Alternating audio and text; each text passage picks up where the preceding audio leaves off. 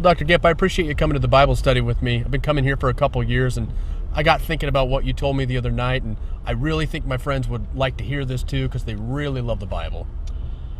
Well, I hope so, but I'll be honest with you, from past experience, I found that they'll probably be a little less than excited from what they hear. People that tend to defend their version, even if they see a mistake in it, it's based more on pride than a love for the Bible. But we'll give it a shot. But don't be surprised if they're a little less excited than you expected. Hey, sorry we're late. This is Dr. Gipp, one of my professors at the Bible College. I hope you don't mind if he joins us tonight. Hello.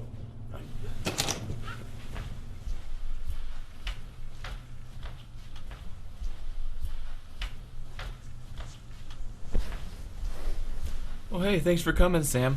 We've just been discussing some of the miracles in the Gospels in our group, so glad you came. Justin, why don't you tell us a little bit about your friend? Well, Dr. Gipp and I were talking after class a couple days ago, and he brought up this new concept about the modern translations, and I thought you guys might be interested in it. And I don't know, maybe you can explain it better than I can. Well, guys, I am a King James Bible nut. Now, you probably heard about those, but let me tell you what that means. We believe that God inspired a Bible perfect in the original, which is probably what you guys subscribe to, but then we don't think he lost the power to preserve it and put it in our hands today. Now, if God preserved his Bible to this day, it's got to be in one of the versions. It can't be in 100 or 200 different versions. It's got to be in one of them, and we believe it's in the King James Bible. Well, aren't all the Bibles the same as the King James Bible, just without all the these and the thous? Well, yeah, that's what a lot of people think, that all the new versions are just the King James without the old language and the these and thous, but that's not actually true. They have a lot of problems. What version do you have? New International Version? Okay, I'll give you an example. You've got an NIV. Read Matthew chapter 17, verse 21 for me, if you would. It's not there. Well, what comes after verse 20? 22? Well, it's okay. Read Matthew chapter 18, verse 11. It's not there. What comes after verse 10? 12? So you bought a Bible from somebody that couldn't count to 25? Well, those verses are in mine. Well, what version do you have? The New English Bible. Well, actually, there's a problem with that. That is probably common to just about every version here. Turn to Luke chapter 23. And while you're turning there, let me ask you guys a question. Do you guys believe in a hill called Mount Calvary? You probably sang a hymn or two about Calvary. You saw a church, Calvary Baptist Church, it's a commonly used word. Well, I'll tell you why. If you believe in Calvary, you believe it for only one reason.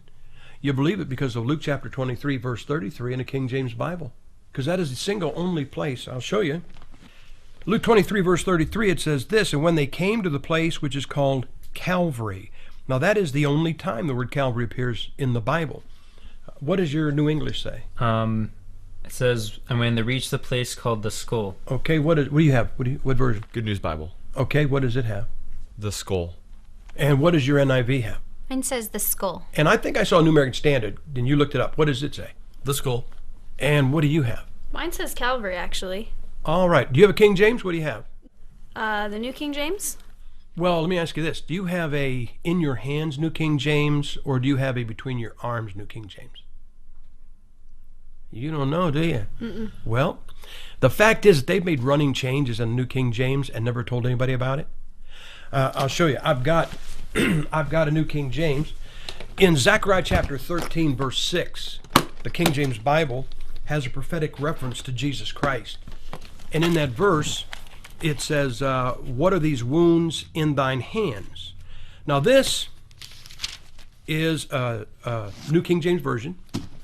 And here's what it says in verse 6. And someone will say to him, what are these wounds in your hands? Now they took out thine, but the prophecy is still there. So you got a King James Bible, what are these wounds in thine hands? And a New King James, what are these wounds in your hands? Now this is a 1982. This is when it first came out. That's the edition. What does yours say? Mine says, and one will say to him, what are these wounds between your arms? Well, you just lost a prophetic reference to Jesus Christ, and you got two New King James versions, and they read differently, and nobody ever told anybody that they were making those changes. Yeah, but I think we could agree, that as long as the doctrines are intact, that's the most important part. Yeah, but let's remember something. The Bible is not a college textbook. I don't know of anybody that says, hey, what are you going to do tonight? Well, I'm going to go home and read my college textbook. Like there's nothing else to do. The Bible is our source for preaching.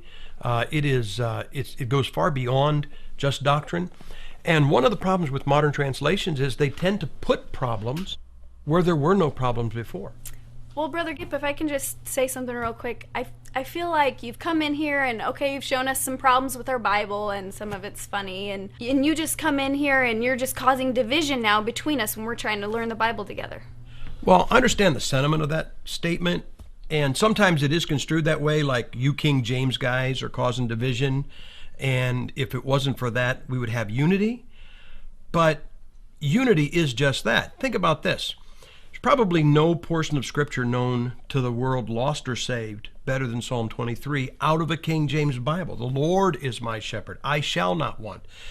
So even a lost world knows what that sounds like out of a King James Bible. How about we just do it? How about we just all read?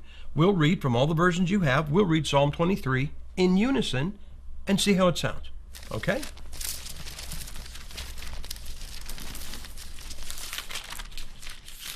Now, before we read this, we all acknowledge from the Bible that God is not the author of confusion.